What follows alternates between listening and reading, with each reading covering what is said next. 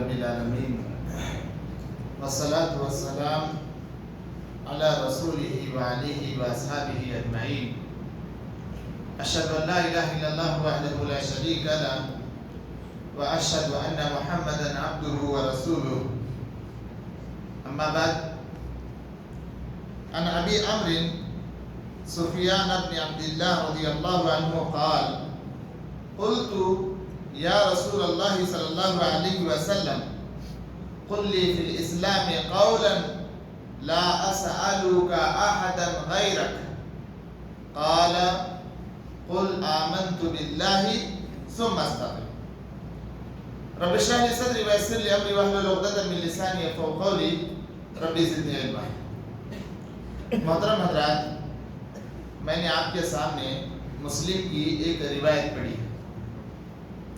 اس روایت میں اللہ کے نبی صلی اللہ علیہ وسلم نے ایک اہم بات کی طرف اشارہ کیا.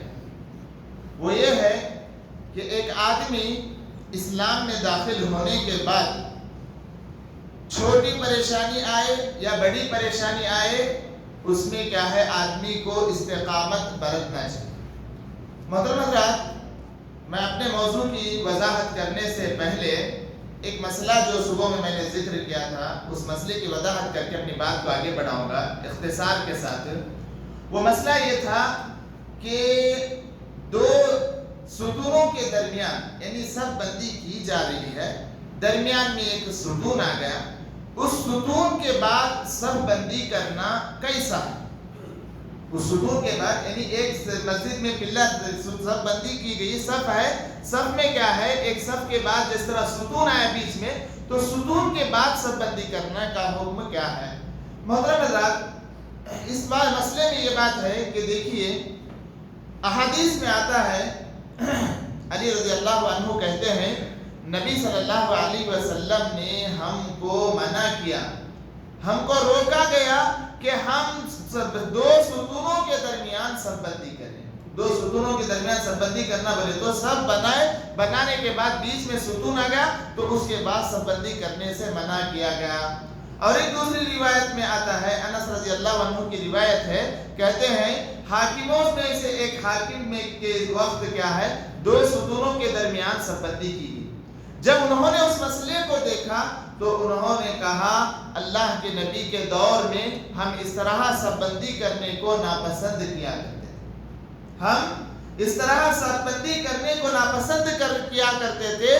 تو کیوں وجہ کیا ہے؟ ایک دوسری روایت میں یہ بات بھی واضح ہو گئی کہ صف بندی کے درمیان ستون آنے کے بعد صف بنانے کے لیے کیوں ناپسند کیا گیا؟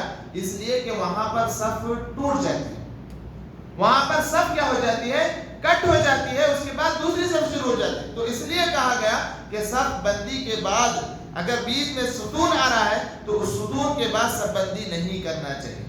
ہاں الا یہ کہ مسئلہ یہ ہے مسجد تنگ ہے, پبلک زیادہ, لوگ زیادہ آ رہے ہیں, مسجد میں تنگ جگہ نہیں ہو رہی, تو ایسی صورت میں اس تنگی کا لحاظ کرتے ہوئے اس کے بعد صف بندی کرنا جائز ہے, ورنہ وہاں پر صف بندی کرنے کو علماء نے مکروہ تصور کیا.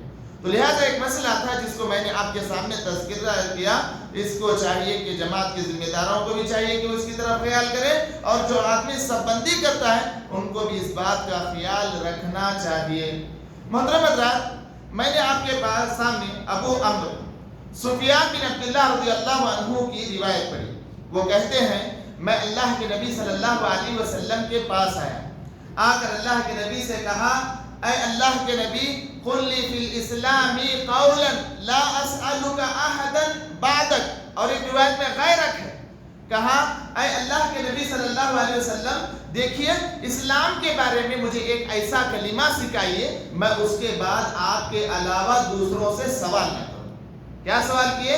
ایک کلمہ سکھاؤ, وہ اسلام کے متعلق ہونا چاہیے, اس کلمے کو سیکھنے کے بعد اللہ کے نبی میں دوسروں سے سوال نہ کروں. اللہ کے نبی صلی اللہ علیہ وسلم نے کہا قل آمنت باللہ ثم استقم. اللہ کے نبی نے کہا اچھا ٹھیک ہے آپ کہہ دیجئے میں اللہ پر ایمان لایا اور تم اس پر جمے رہو. محترم حضرات یہ کلمہ چھوٹا ہے, اللہ کے نبی نے جو بات بتائی وہ بہت چھوٹی ہے, لیکن معنی کے اعتبار سے اس میں کئی سارے معنی داخل ہوئے. یاد رکھو یہ ایسا کلمہ ہے جو ہماری سیاست سے جڑا ہے، یہ ایسا کلمہ ہے جو ہماری ریاضت سے جڑا ہے، یہ ایسا کلمہ ہے جو ہماری رزق سے جڑا ہے، یہ ایسا کلمہ ہے جو ہمارے معاشرے میں پنپنے والے جو پریشانیاں ہمارے متعلق آ رہی ان تمام چیزوں سے یہ جڑا ہے۔ کیوں؟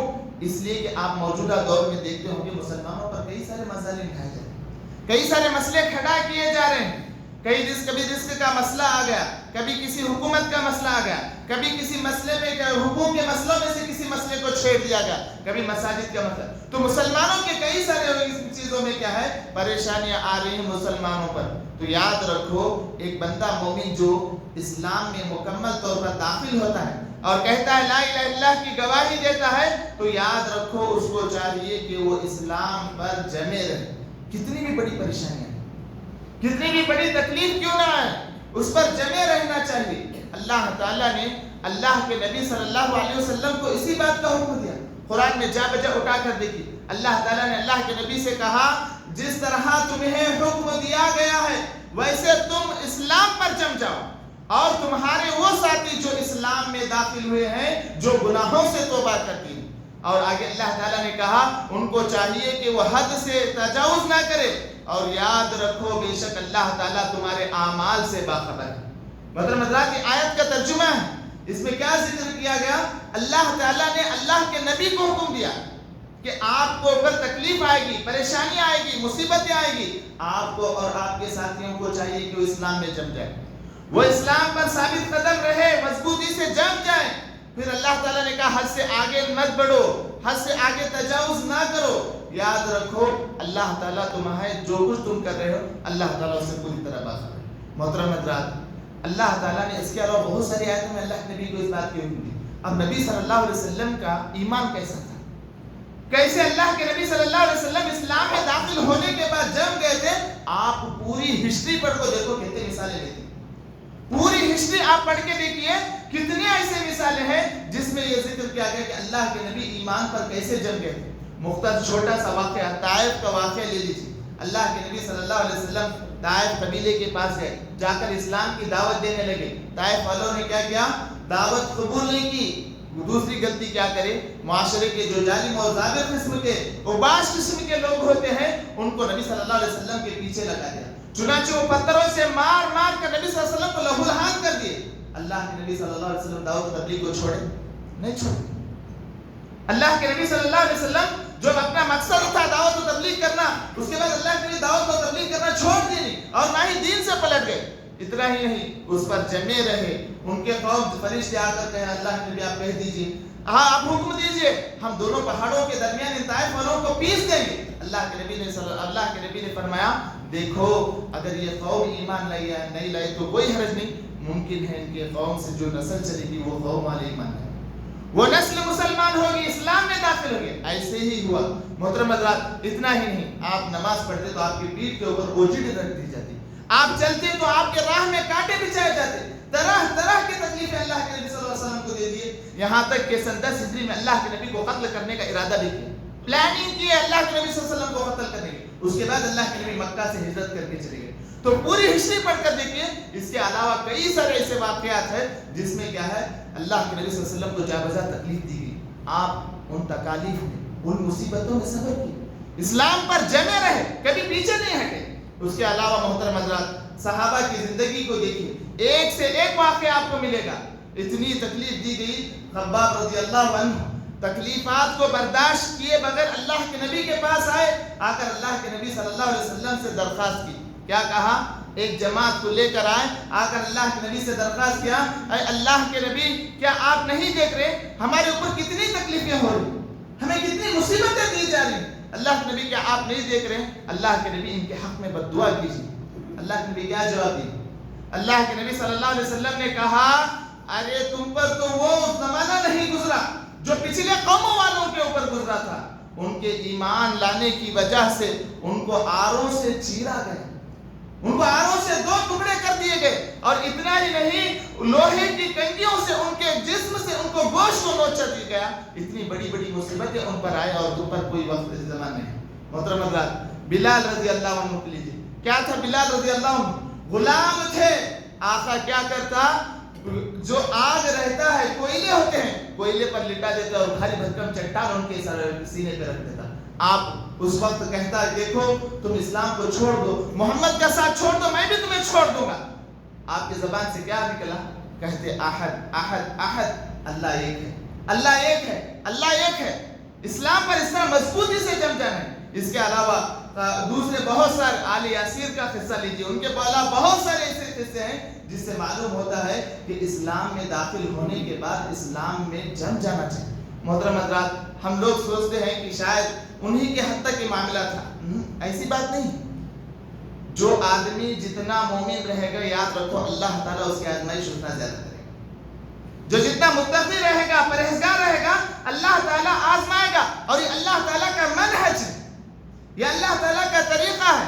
اللہ تعالیٰ جا بجا قرآن مجید میں فرمایا, سورہ عنکبوت اٹھا کر دیکھیے, دوسری اور تیسری آیت میں اللہ تعالیٰ نے فرمایا احسب الناس ان یترکوا ان یقولوا آمنا, کیا لوگ یہ سمجھتے کہ ہم ان کو چھوڑ دیں, وہ یہ کہیں کہ ہم ایمان لائے؟ کیا انہوں ایمان لانے کی بنا پر ہم چھوڑ دیں؟ کہتے ہیں اور ان کو آزمایا نہ جائے. اور آگے اللہ تعالیٰ کا لقد فتنا الذین من قبلہم, ہم نے تحقیق آزمایا ان لوگوں کو جو ان سے پہلے تھے. تمہارا ہی منہج نہیں بلکہ ہم تم سے پہلے جو امتیں تھی جنہوں نے کہا کہ ہم ایمان لائیں, تو ہم نے ان کو آزمایا, ان کا امتحان لیا. کئی کو لیے تاکہ ہم دیکھیں تو تم میں سے کون سچا ہے کون جھوٹا ہے.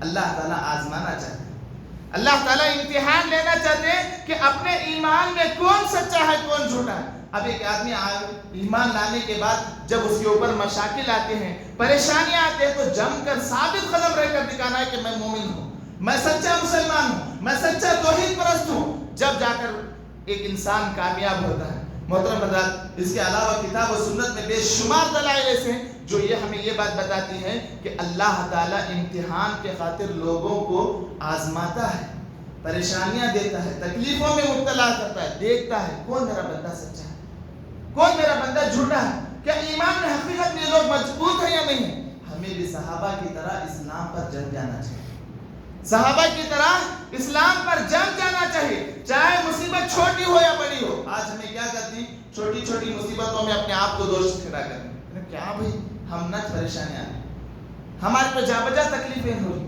ہمیں ہی مصیبتیں آ رہی, اللہ نہیں دیکھ رہا کیا, اللہ نہیں سنتا کیا, اللہ ہمارے مشکلات کو نہیں جان رہا کیا, ہمارے اوپر ہی کیوں پریشانیاں. یاد رکھو ہم جتنے توحید پرست رہیں گے, جتنا ہی متقی اور پرہیزگار رہیں گے, اتنی زیادہ پریشانی ہوگی. اس لیے کہ دنیا میں سب سے زیادہ کسے آزمایا گیا, انبیاء کو آزمایا گیا.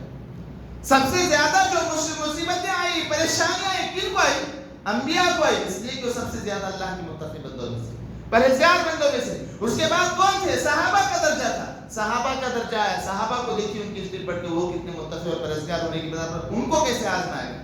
تو الغرض بتانا کیا چاہتا ہوں محترم حضرات, بتانا یہ چاہتا ہوں کہ دیکھو موجودہ دور میں چھوٹے موٹے فتنے اٹھ رہے ہیں, ان کے بنسبت بڑے فتنے نہیں ہیں. یہ جو ہمارے اسلاف پر گزر گئے ہیں وہ فتنے بڑے بڑے تھے, ان فتنوں کے مقابل میں چھوٹے موٹے فتنے. الحمدللہ ہم خوشحال ہیں, پہننے کو لباس ہے, کھانے کو بہترین سے بہترین کھانا ہے, اچھی زندگی گزار رہے ہیں. چھوٹے موٹے فتنے ساتھ میں چل رہے ہیں ہمارے, تو ہمیں اللہ کا اس پر شکر ادا کرتے ہوئے صبر بھی کرنا چاہیے کہ ہم پر وہ زمانہ نہیں گیا جو زمانہ ہمارے اسلاف پر گزرا. کھانے پینے کے محتاج تھے, کپڑے نہیں تھے, ایسی مثالیں ملتی جس کو بات کروں ذکر کروں تو وقت کافی نہیں ہوتا. الغرض بتانا کیا چاہتا ہوں, بتانا یہی چاہتا ہوں کہ دیکھو اللہ تعالیٰ اپنے مومن بندوں کو آزماتا ہے, اللہ تعالیٰ اپنے مومن بندوں کا امتحان لیتا ہے. ان امتحان میں صبر کے ساتھ دین پر جمے رہنا ہے, صبر کے ساتھ اسلام پر مضبوطی سے قائم رہنا ہے, تب جا کر ہم کامیاب ہوں گے. اور ایسے ہی لوگوں کے لیے اللہ تعالیٰ نے اجر عظیم کا وعدہ کیا. اللہ تعالیٰ قرآن مجید میں فرماتا ہے وہ لوگ جنہوں نے کہا ہم اپنے رب پر ایمان لائے, ثم استقاموا, پھر اس پر قائم رہے, فلا خوف علیہم ولا هم يحزنون, ان پر کوئی خوف نہیں ہے اور نہ ہی وہ غمزدہ ہوں گے. اللہ تعالیٰ نے کہا نہ ہی ان پر کوئی خوف رہے گا آخرت میں اور نہ ہی وہ غمزدہ لوگوں میں سے. یہی لوگ ہیں جو جنت میں داخل ہونے والے. تو محترم حضرات, بتانا یہ چاہتا ہوں کہ چھوٹی موٹی مصیبتیں جو آتی ہیں اس پر ہمیں صبر کرنا چاہیے, دین پر مضبوطی سے جمے رہنا چاہیے. اللہ رب العالمین سے دعا ہے کہ اللہ تعالی ہمیں شریعت اسلامیہ کو سمجھ کر اس پر عمل کرنے کی توفیق عنایت فرمائے. جب تک زندہ رکھے، اسلام پر زندہ رکھے، توحید پر زندہ رکھے، ہمیں ایمان پر استقامت رکھنے کی توفیق عنایت فرمائے، آمین یا رب العالمین۔ وصلی اللہ علی نبینا محمد صلی اللہ علیہ وسلم، والسلام علیکم ورحمۃ اللہ۔